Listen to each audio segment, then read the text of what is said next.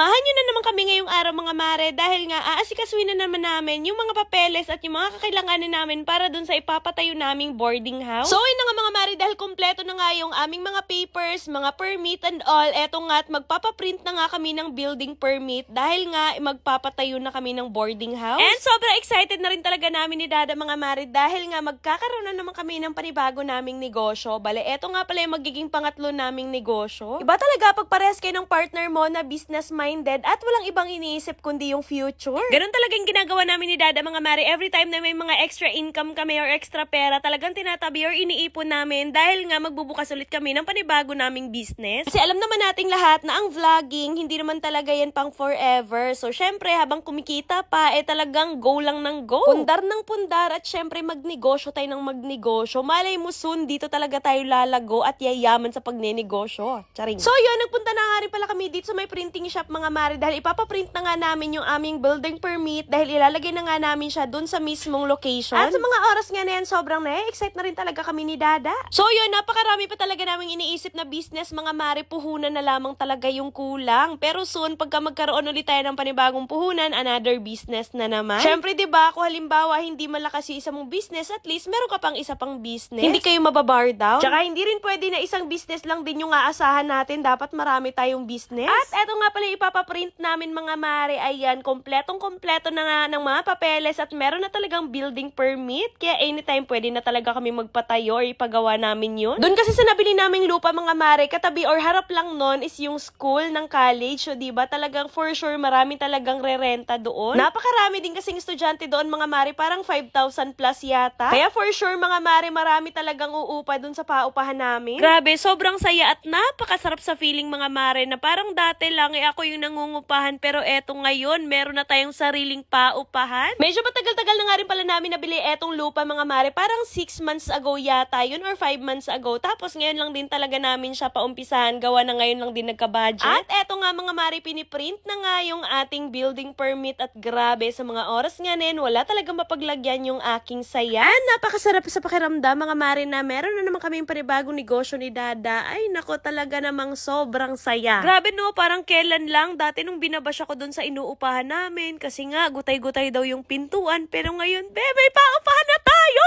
Anyways, unti-unti na nga rin palang natapos etong pagpapaprint namin ng building permit mga mare. Then after naman nun, ayan, nagbayad na nga rin pala kaagad kami. Tapos ilalagay na nga namin to dun sa mismong location. Para kapag magpapatayo na kami ng building doon, hindi na kami sisitahin kasi nga kompleto kami ng mga papeles. Meron na kami mga building permit. O siya mga mare, abangan na lamang. And that's it for today's video. See you on my next vlog. Mwah!